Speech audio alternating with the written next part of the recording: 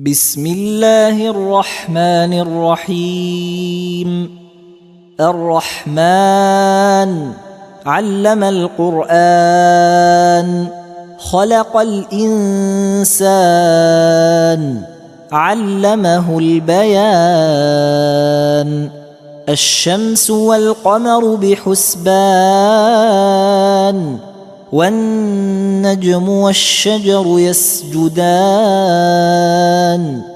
والسماء رفعها ووضع الميزان، ألا تطغوا في الميزان. وأقيموا الوزن بالقسط ولا تخسروا الميزان. والأرض وضعها للأنام، فيها فاكهة والنخل ذات الأكمام، والحب ذو العصف والريحان. فبأي آلاء ربكما تكذبان؟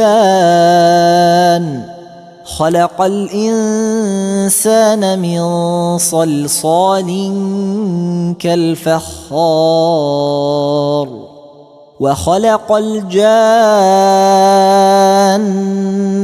من مارج من نار. فبأي آلاء ربكما تكذبان؟ رب المشرقين ورب المغربين، فبأي آلاء ربكما تكذبان؟ مرج البحرين يلتقيان، بينهما برزخ لا يبغيان. فبأي آلاء ربكما تكذبان؟ يخرج منهما اللؤلؤ والمرجان.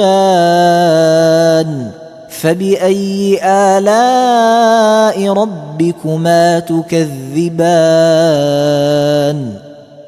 وله الجوار المنشآت في البحر كالأعلام. فبأي آلاء ربكما تكذبان؟ كل من عليها فان، ويبقى وجه ربك ذو الجلال والإكرام. فبأي آلاء ربكما تكذبان؟ يسأله من في السماوات والأرض كل يوم هو في شأن. فبأي آلاء ربكما تكذبان؟ سنفرغ لكم أيها الثقلان. فبأي آلاء ربكما تكذبان؟ يا معشر الجن والإنس إن استطعتم أن تنفذوا من أقطار السماوات والأرض فانفذوا، لا تنفذون إلا بسلطان. فبأي آلاء ربكما تكذبان؟ يرسل عليكما شواظ من نار ونحاس فلا تنتصران. فبأي آلاء ربكما تكذبان؟ فإذا انشقت السماء فكانت وردة كالدهان. فبأي آلاء ربكما تكذبان؟ فيومئذ لا يسأل عن ذنبه إنس ولا جان. فبأي آلاء ربكما تكذبان؟ يعرف المجرمون بسيماهم فيؤخذ بالنواصي والأقدام فبأي آلاء ربكما تكذبان هذه جهنم التي يكذب بها المجرمون يطوفون بينها وبين حميم آن فبأي آلاء ربكما تكذبان ولمن خاف مقام ربه جنتان فبأي آلاء ربكما تكذبان ذواتا أفنان فبأي آلاء ربكما تكذبان فيهما عينان تجريان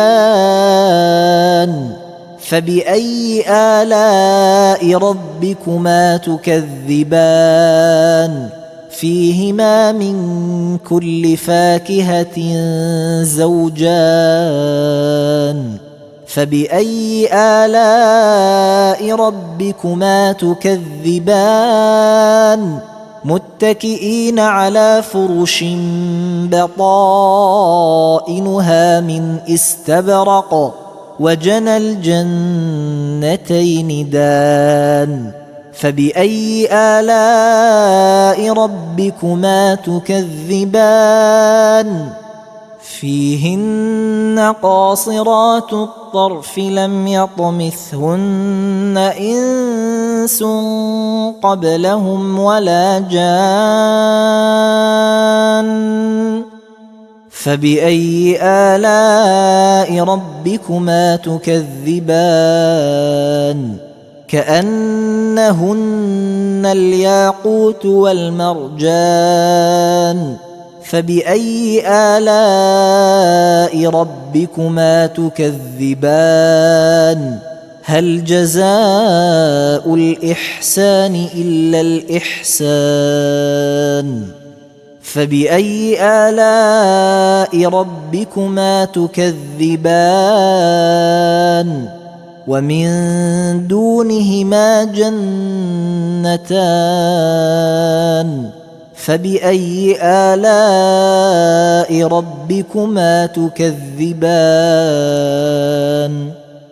مدهامتان فبأي آلاء